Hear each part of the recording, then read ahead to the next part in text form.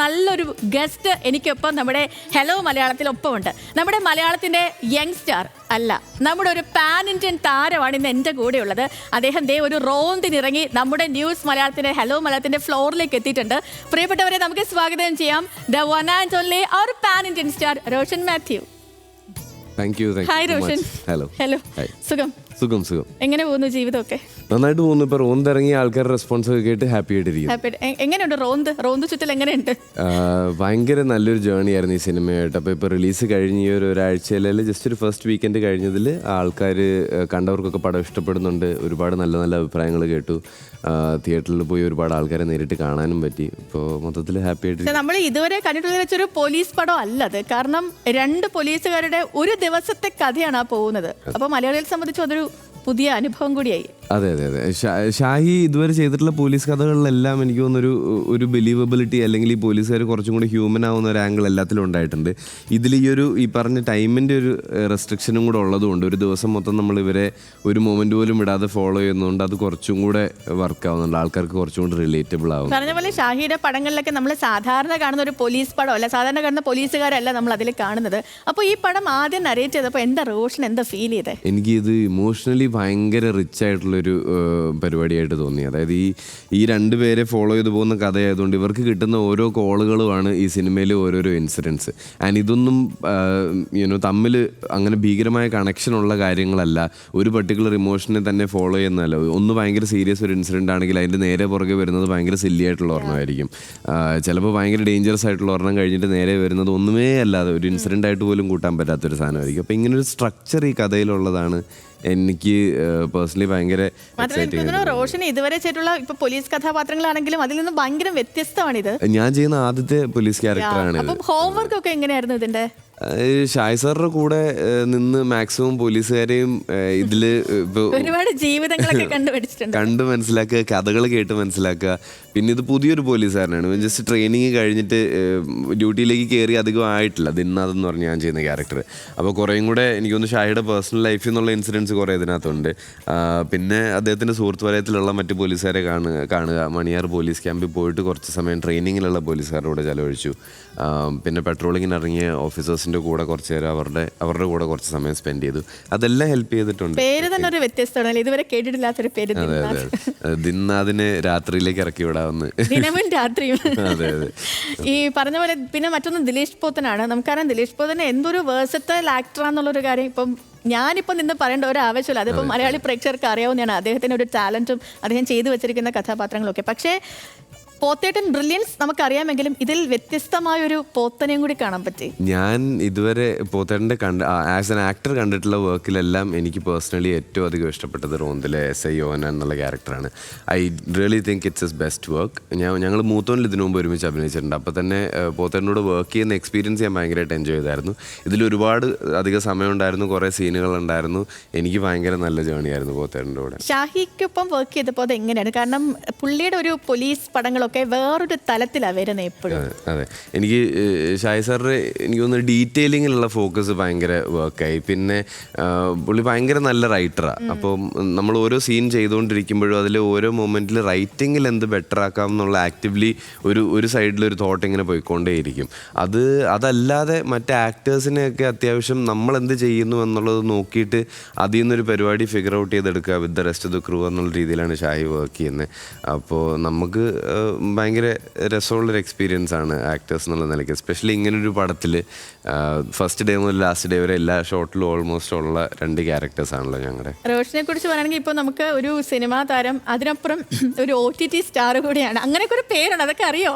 ഞാനത്ര ഈ പേരുകളിലൊന്നും വലിയ കാര്യമില്ല എന്ന് തന്നെയാണ് വിശ്വസിക്കുന്നത്. നമ്മുടെ സിനിമയെ നമ്മുടെ വർക്ക് ആൾക്കാർ കണ്ട് ഇഷ്ടപ്പെടുക എന്നുള്ളതാണ്. ഇപ്പോൾ നോക്കുകയാണെങ്കിൽ ഇപ്പം അനുരാഗ് കശ്യപിന്റെ പടം, അങ്ങനെ ശ്രീലങ്കൻ പടം വരുന്നുണ്ട് ആലിയ ഭട്ടിനോടൊപ്പം. ആ ഒരു എക്സ്പീരിയൻസ് ഒക്കെ എങ്ങനെയായിരുന്നു? മാത്രമല്ല നമ്മളിപ്പോൾ ഒരു ഹോളിവുഡിലൊക്കെ നിന്നിട്ട് തിരികെ നമ്മുടെ സൗത്ത് ഇന്ത്യൻ മൂവി ഇൻഡസ്ട്രി ഒക്കെ നോക്കുമ്പോൾ എങ്ങനെ ഫീൽ ചെയ്യുന്നത്? ഹോളിവുഡിലൊന്നും ഞാൻ വർക്ക് ചെയ്തിട്ടില്ല. പക്ഷേ ഞാൻ ഒരു ശ്രീലങ്കൻ ഡയറക്ടറോട് വർക്ക് ചെയ്തിട്ടുണ്ട്. പാരഡൈസ് എന്ന് പറഞ്ഞൊരു ചിത്രം ലാസ്റ്റ് ഇയർ റിലീസായി. എനിക്ക് ഭയങ്കര ഇഷ്ടമാണ്. നമ്മുടെ ഇമ്മീഡിയറ്റ് സെറ്റിങ്ങും സറൗണ്ടിങ്ങും വിട്ട് പുറത്ത് പോയിട്ട് ഒരു വർക്ക് ചെയ്തിട്ട് തിരിച്ചു വരിക എന്നുള്ളത് എങ്ങനെയോ നമ്മുടെ ലൈഫിനെ ഭയങ്കരമായിട്ട് എൻറിച്ച് ചെയ്യുന്നത് പോലെ തോന്നും. കുറേയും കൂടെ വലിയ ലോകമാവും പെട്ടെന്ന്. നമ്മുടെ ചുറ്റുമുള്ള ബൗണ്ടറീസ് ഒക്കെ കുറേയും കൂടെ ദൂരെയാവും. അപ്പോൾ എനിക്ക് അങ്ങനെ ഒരു എക്സ്പീരിയൻസ്, പുറത്തൊരു പ്രോജക്റ്റ് പോയി വർക്ക് ചെയ്തിട്ട് തിരിച്ച് ഇമ്മീഡിയറ്റ് ഇമ്മീഡിയറ്റ്ലി വന്ന് മലയാളത്തിലൊരു സിനിമ ചെയ്യൽ, അങ്ങനെ ഈ ചാടിക്കളിക്കൽ ഭയങ്കര ഇഷ്ടമാണ്. ഈ റോന്തിന്റെ പ്രൊമോഷൻ സമയത്ത് തന്നെ കുഞ്ചാക്കോവൻ പറഞ്ഞിട്ടുണ്ടായിരുന്നു ഈ OTT സ്റ്റാർ ആണ് റോഷൻ. അപ്പോൾ റോഷനോട് ഒരു കഥ പറയാം, എന്നിട്ട് റോഷനോട് തന്നെ OTT-കാരോട് അത് പറഞ്ഞു കൊടുക്കുക. ഇല്ല, OTT-കാരെന്നല്ല, ചാക്കോച്ചൻ ആക്ച്വലി പറഞ്ഞത് ഇതൊരു പുറത്തുനിന്നുള്ളൊരു പ്രൊഡക്ഷൻ ഹൗസിനെ ഇൻവോൾവ് ആക്കുക എന്നുള്ള രീതിയിലാണ്. OTT കുറേയും കൂടെ ലേറ്റ് ആയിട്ടാണ് ഈ പിക്ചറിലേക്ക് വരുന്നത്. ഇല്ല, അത് ഈ റോന്തിൻ്റെ 2 പ്രൊഡ്യൂസേഴ്സ് ഉണ്ട്. ഒന്ന് ഫെസ്റ്റിവൽ സിനിമാസ്, ഒന്ന് Junglee pictures. Junglee pictures actually ഒരു ബോംബെ ബേസ്ഡ് കമ്പനിയാണ്. അവരുമായിട്ട് ഞാൻ നേരത്തെ ഒരു ഹിന്ദി മൂവിയിൽ വർക്ക് ചെയ്തിട്ടുണ്ട്. അപ്പോൾ ആ കണക്ഷൻ സ്വാഭാവികമായിട്ടും റോന്ത് അവിടെ പിച്ച് ചെയ്യുന്ന സമയത്തൊക്കെ ചെറിയ രീതിയിൽ ഹെൽപ്പ് ചെയ്തിട്ടുണ്ടെന്നേ ഉള്ളൂ. ഞാനില്ലായിരുന്നെങ്കിലും ഈ സിനിമ നടക്കുമായിരുന്നു. ഇത് ഞാൻ കാരണം സംഭവിച്ചതൊന്നുമല്ല, ചാക്കോച്ചനതൊരു തമാശ എന്നുള്ള രീതിയിൽ പറഞ്ഞതേ ഉള്ളൂ. ഈ ഒത്തിരി സിനിമകൾ അഭിനയിച്ചിട്ടുണ്ടല്ലോ, പല ടൈപ്പ് ഓഫ് പടങ്ങൾ അഭിനയിച്ചിട്ടുണ്ട്. അതിൽ നിന്നും കുറേ വ്യത്യസ്തമല്ലേ ഇപ്പം ഈ റോന്തിലെ ഒരു ക്യാരക്ടർ? അതെ, തീർച്ചയായിട്ടും. ഞാൻ ഫസ്റ്റ്ലി ആദ്യത്തെ പോലീസ് ക്യാരക്ടറാണ്. അപ്പോൾ സിനിമകളിൽ പ്രത്യേകിച്ചും ഒരു പോലീസ് കഥാപാത്രം എന്ന് പറയുമ്പോൾ എന്തോ ഭയങ്കര ഡിഫറെൻ്റ് ആയിട്ടുള്ളൊരു സാധനം എന്നുള്ളൊരു ഹെയിലോ അതിന് ചുറ്റും എപ്പോഴും ഉണ്ട്. പക്ഷേ എനിക്ക് തോന്നുന്നു ഷാഹി സാറിൻ്റെ റൈറ്റിംഗ് തന്നെയാണ് ഇതിനെ കുറേ കൂടി ഡിഫറെൻ്റ് ആക്കുന്നത്. അപ്പോൾ ഞാൻ ഇതുവരെ ദിന്നാഥ് പോലുള്ളൊരു ക്യാരക്ടർ, അല്ലെങ്കിൽ അങ്ങനത്തെ ക്യാരക്ടേഴ്സിന് എന്നെ പൊതുവെ ആൾക്കാർ അപ്രോച്ച് ചെയ്യാറില്ല. അത് ഷാഹിയുടെ ഒരു വിഷൻ്റെ ഭാഗമായിട്ട് അതൊക്കെ ഇത് ഞാൻ ചെയ്തു കഴിഞ്ഞാൽ രസമുണ്ടാവുമെന്ന് ആദ്യം തോന്നിയത് ഷാഹിക്കാണ്. ഇതിനു മുമ്പ് ആരും ഇങ്ങനത്തെ ഒരു പരിപാടിയായിട്ട് എന്നെ വിളിച്ചിട്ടില്ല. ഇന്ന് നായാടിനൊരു സെക്കൻഡ് പാർട്ട് ഉണ്ടാവുന്നൊരു സൂചന ഇതിലുണ്ട്. ഇപ്പം റോഷനൊരു ചാൻസ് ഇല്ലെങ്കിൽ പോലും അതെങ്ങനെയാണ്? അത് സംഭവിച്ചാൽ ഭയങ്കര രസമായിരിക്കും എന്ന് എനിക്ക് തോന്നുന്നു. മലയാള സിനിമയിലൊരു പോലീസ് യൂണിവേഴ്സ് അല്ലെങ്കിൽ ഒരു കോപ്പി യൂണിവേഴ്സ് ഒക്കെ ഉണ്ടാവുന്നുണ്ടെങ്കിൽ അത് ഷാഹി കബീർ തന്നെയാണ് അതിലുണ്ടാവേണ്ടത്. അത് ഷാഹി തന്നെയാണ് ചെയ്തെടുക്കേണ്ട ആള്. അപ്പോൾ ഉണ്ടാവട്ടെ, ഈ സിനിമ സക്സസ്ഫുൾ ആയി കഴിഞ്ഞാൽ അതും സംഭവിക്കും എന്നുള്ള വിശ്വാസത്തിലാണ്. ഈ പടം കണ്ടിറങ്ങിയിട്ട് ഇപ്പം തിയേറ്റർ റെസ്പോൺസ് ഭീകരമാണ്. കാരണം കണ്ടിറങ്ങുന്ന എല്ലാവർക്കും അതൊരു പുതിയ അനുഭവമാണ്. കാരണം ഈ ഒരു ദിവസത്തെ അതും പോലീസ്, സാധാരണ നമ്മളിപ്പോൾ പോലീസുകാരൊക്കെ കാണുമ്പോഴത്തേനും ഒരു ടിപ്പിക്കൽ പോലീസ് അല്ലെങ്കിൽ ഒരു പോലീസ് സ്റ്റേഷനിൽ നടക്കുന്ന കാര്യം അതൊക്കെ. ഇത് പക്ഷേ ഇതുവരെ നമ്മൾ കണ്ടില്ലാത്ത ടൈപ്പ് ഓഫ് ഒരു സാധനമാണ്. ഒരു ദിവസം രാത്രി, അതും വെറും ഒരു പോലീസ് കഥയല്ല, ഇമോഷണലി പോകുന്നുണ്ട്. അവരുടെ ജീവിത കഥകൾ പറയുന്നു. ആദ്യം ഒരു മുരടനായിട്ട് നിൽക്കുന്ന ഒരു പോലീസ് ഓഫീസർ, പിന്നീട് അദ്ദേഹത്തിന്റെ ഉള്ളിലുള്ള കാര്യങ്ങൾ, ഇതൊക്കെ കൊണ്ടാണ് അദ്ദേഹം ഇങ്ങനെയാവുന്നത്. അങ്ങനെ ഒരു വല്ലാത്തൊരു കഥ പറച്ചിൽ രീതി കൂടെ ആയിരുന്നു അല്ലേ? അതെ, എനിക്ക് തോന്നുന്നു ആൾക്കാർക്ക് ഇത് കുറച്ചും കൂടെ ഈ പോലീസുകാർ രണ്ടുപേരുമായിട്ട് എമ്പതൈസ് ചെയ്യാൻ പറ്റുന്നുണ്ട്. അപ്പോൾ അതുകൊണ്ട് തന്നെ പുറത്ത് ഈ സിനിമ കണ്ടു കഴിഞ്ഞ് പുറത്തിറങ്ങുമ്പോഴത്തേക്കിനും പുറത്തൊരു പോലീസ് വണ്ടി കാണുമ്പോഴോ അല്ലെങ്കിൽ ഒരു പോലീസുകാരനെ കാണുമ്പോഴോ ഇവർക്ക് ഇതുപോലൊരു ദിവസം ഉണ്ടായിട്ടുണ്ടോ സർവീസിൽ ഇതുവരെ, അല്ലെങ്കിൽ ഇവരുടെ ഇന്നത്തെ ദിവസം എത്ര ഹെക്റ്റിക് ആയിരുന്നു, എത്ര ലോഡഡ് ആയിരുന്നു ഇമോഷണലി, അങ്ങനത്തെ ഒരു തോട്ടിലേക്കൊക്കെ ആൾക്കാർ പോകുന്നുണ്ട്. അത് ഷാഹി സർ ചെയ്തിട്ടുള്ള വർക്കിന്റെ ഒരു വലിയ വിജയമായിട്ട് എനിക്ക് തോന്നുന്നുണ്ട്. എത്ര ദിവസത്തെ ഷൂട്ടായിരുന്നു റോഷൻ? ഞങ്ങൾ മൊത്തം ഒരു 42 ദിവസത്തോളം ഷൂട്ട് ചെയ്തു. കണ്ടിന്യൂസ് ആയിരുന്നു ഷൂട്ട്. ഓണം അതിനിടയ്ക്കായിരുന്നു. അപ്പോൾ ഇടയ്ക്ക് ഓണത്തിന് ഒരു ദിവസം അവധി അല്ലാതെ ബാക്കി എല്ലാ ദിവസവും വർക്ക് ചെയ്തു. എങ്ങനെയായിരുന്നു ആ സമയത്ത് ഒരു എക്സ്പീരിയൻസ്, ഒരു ഷൂട്ടിംഗ് എക്സ്പീരിയൻസ് ഒക്കെ എങ്ങനെയായിരുന്നു? ഭയങ്കര രസമുള്ള എക്സ്പീരിയൻസ് ആയിരുന്നു. ഞങ്ങൾ ഇരിട്ടിയിലാണ് ഷൂട്ട് ചെയ്തത്. അപ്പോൾ ഒന്നാമത് കണ്ണൂർ ഇരിട്ടി. അപ്പോൾ ഇരിട്ടി ഷൂട്ട് ചെയ്യാൻ ഭയങ്കര രസമുള്ള സ്ഥലമാണ്. ഭയങ്കര സപ്പോർട്ടീവായിട്ടുള്ള നാട്ടുകാരാണ്. പിന്നെ പൊതുവേ ഞങ്ങൾ ഈ പറഞ്ഞ 42-ൽ ഒരു 35ഓളം ദിവസം ഫുള്ള് രാത്രിയായിരുന്നു ഷൂട്ട് ചെയ്തത്. അപ്പോൾ നമ്മൾ വൈകുന്നേരം പുറത്തിറങ്ങും, പിറ്റേന്ന് രാവിലെ വെളുക്കുമ്പോഴത്തേക്കിനും തിരിച്ച് റൂമിൽ കയറും. അങ്ങനെ സൂര്യൻ അധികം കണ്ടിട്ടില്ല. അപ്പം നമ്മൾ പുറത്തുള്ള സമയത്തും വേറെ അങ്ങനെ ആരും പുറത്തില്ല, എല്ലാവരും വീട്ടിൽ കിടന്ന് ഉറങ്ങുന്ന സമയത്താണ് നമ്മൾ ഈ ഷൂട്ട് പരിപാടിയായിട്ട് ഇരുട്ടി ചുറ്റി നടക്കുന്നത്. അപ്പോൾ ഭയങ്കര രസമുള്ള എക്സ്പീരിയൻസ് ആയിരുന്നു. പിന്നെ ക്രൂവിൽ വർക്ക് ചെയ്തപ്പം നമ്മുടെ സിനിമാറ്റോഗ്രാഫർ മനീഷ് ഏട്ടനായാലും കൂടെ അഭിനയിച്ചിട്ടുള്ള സിനിമാറ്റോഗ്രാഫി പറഞ്ഞോ അടിപൊളി. അതിന്റെ സിനിമാറ്റോഗ്രാഫി പിന്നെ അതുപോലെ അതിന്റെ ബാക്ക്ഗ്രൗണ്ട് സ്കോർ ഒക്കെ വന്നായിരുന്നു. അനിൽ ജോൺസൺ ആണ് ബാക്ക്ഗ്രൗണ്ട് സ്കോർ ചെയ്തിട്ടുള്ളത്. അപ്പോൾ ഭയങ്കര രസമുള്ളൊരു ക്രൂ ആയിരുന്നു വർക്ക് ചെയ്യാൻ. പിന്നെ എനിക്ക് തോന്നുന്നു ഷാഹി സാറും അങ്ങനെ ഒരു കൂട്ടം സുഹൃത്തുക്കളുടെ ഇടയിൽ നിന്ന് വർക്ക് ചെയ്യുന്ന ഒരു എനർജിയാണ് കുറച്ചും കൂടെ എൻജോയ് ചെയ്യുന്നത്. അപ്പോൾ അതെല്ലാ ദിവസവും സെറ്റിലുണ്ടായിരുന്നു. അതുകൊണ്ട് തന്നെ നമുക്ക് പിറ്റേന്ന് എത്ര ഹെക്റ്റിക് ആയിട്ടുള്ള ഒരു ദിവസം കഴിഞ്ഞിട്ടായാലും പിറ്റേന്ന് തിരിച്ച് സെറ്റിലേക്ക് പോകാൻ തോന്നും. ഈ പടം തിയേറ്ററിൽ പോയി കണ്ട ആൾക്കാരുടെ ഒക്കെ ഒരു റെസ്പോൺസ് കണ്ടപ്പോൾ ഭയങ്കര സന്തോഷം. ഒത്തിരി വീഡിയോസ് ഒക്കെ ഇപ്പം ഇൻസ്റ്റാഗ്രാമിലൊക്കെ വരുന്നുണ്ട്, ആൾക്കാർ ഇമോഷണൽ ആവുന്നതിന്റെ. ഞങ്ങൾ ആ ഫസ്റ്റ് വീക്കെൻഡിൽ 1-2 തിയേറ്ററുകളിൽ പോയിട്ടുണ്ടായിരുന്നു നേരിട്ട് സിനിമ തീരുന്ന സമയത്ത്. അപ്പോൾ ഇതിൻ്റെ അങ്ങനെ ഒരു രീതിയിലൊരു ഇമ്പാക്റ്റ് ഉള്ളൊരു ക്ലൈമാക്സ്. അപ്പോൾ പടം തീർന്നു കഴിഞ്ഞുകൊണ്ട് നമ്മളൊക്കെ കാണുമ്പോൾ ആൾക്കാർ ഭയങ്കര ജെന്യുവൻ ആയിട്ടാണ് ഇൻട്രാക്ട് ചെയ്യുന്നത്. അത് കണ്ട് ഭയങ്കര സന്തോഷമുണ്ടായി. പിന്നെ ഒരു 1-2 വർഷമായിട്ട് ഞങ്ങൾ കുറേ പേര് ഈ സിനിമയുടെ പുറകിലാണ്. അപ്പോൾ ഒരു രീതിയിൽ ആ ജേർണിയുടെ ഒരു എൻഡും കൂടെ ആണല്ലോ. അത് ഭയങ്കര ബ്യൂട്ടിഫുൾ ആയിട്ടുള്ള ഒരു എൻഡിങ് ആയിട്ട് തോന്നുന്നു. പ്രേതത്തെ പേടിയുണ്ടോ? ഇല്ല. പക്ഷെ ആ ഓട്ടോ ഒക്കെ ഇത് ആനന്ദ് ഇറങ്ങി കഴിഞ്ഞ് കുറെ നാൾ എൻ്റെ അടുത്ത് എല്ലാവരും സൂചി പേടിയുണ്ടോ എന്ന് ചോദിക്കായിരുന്നു. അപ്പൊ അത് മാറി ഇതായിട്ടുണ്ട്. രസം. ആക്ച്വലി എന്തെങ്കിലും റോഷനെ കാണുമെങ്കിൽ പറയാൻ പറ്റും. എനിക്ക് തോന്നുന്നു ഞാനായിരിക്കും ഒരുപക്ഷെ ആ സിനിമ ഏറ്റവും കൂടുതൽ കണ്ടിട്ടുള്ള ഒരു വ്യക്തി. എനിക്ക് ഭയങ്കര ഇഷ്ടം ആ സിനിമ. ഈ ആനന്ദ് ഇറങ്ങുമ്പോഴേ നമുക്ക് കുറെ കാലത്തിന് ശേഷം നമ്മൾ കോളേജൊക്കെ കഴിഞ്ഞ് പിന്നീട് ഈ സിനിമ കാണുമ്പോൾ നമ്മൾ വീണ്ടും ആ കോളേജിലേക്ക് പോവുക, ആ ഒരു ട്രിപ്പും അതൊക്കെ കിടിലമായിരുന്നു. ഷാഹിയുടെ പുതിയ പടം ഏതെങ്കിലും ഉണ്ടോ? ഷൈസർ വേറെ ഒന്ന് രണ്ട് ഐഡിയാസ് ഒക്കെ ഇങ്ങനെ വർക്ക് ചെയ്തുകൊണ്ടിരിക്കുന്നു. ഇടയ്ക്കിടെ ഓരോന്നൊക്കെ ഡിസ്കസ് ചെയ്യാൻ. വേറൊരു പടത്തിന്റെ എഴുത്ത് ഏകദേശം തീർത്തിട്ടിരിക്കുകയാണ്. അതിന്റെ അനൗൺസ്മെന്റ് എനിക്ക് ഒന്ന് ഉടനെ തന്നെ ഉണ്ടാവും. അത് അവർ തന്നെ പറയട്ടെ. ഓക്കെ. മനീഷിന്റെ സിനിമാറ്റോഗ്രാഫിയെ കുറിച്ചിട്ട് എങ്ങനെ പറയാൻ പറ്റും? എനിക്ക് ഇങ്ങനെ ഒരു പരിപാടി ഷൂട്ട് ചെയ്യുമ്പോൾ ആക്ടേഴ്സ് കംഫർട്ടബിൾ ആവുക എന്ന് പറയുന്നത് തന്നെ ഒരു സിനിമാറ്റോഗ്രാഫറുടെ വലിയ അച്ചീവ്മെന്റും കോൺട്രിബ്യൂഷനുമാണ്. കാരണം നമ്മൾ രണ്ടുപേരും കൂടുതൽ സമയം ഈ ജീപ്പിനുള്ളിലാണ്. ഈ ജീപ്പിന് ചുറ്റും പല സമയത്ത് 2 ക്യാമറയുണ്ട്. അപ്പോൾ ഇത് ഒട്ടും ഇൻട്രൂസീവായിട്ട് തോന്നാതിരിക്കുക, എങ്കിലേ നമുക്ക് ആ മൊമെന്റിൽ ബിലീവബിൾ ആയിട്ട് നിൽക്കാൻ പറ്റത്തുള്ളൂ.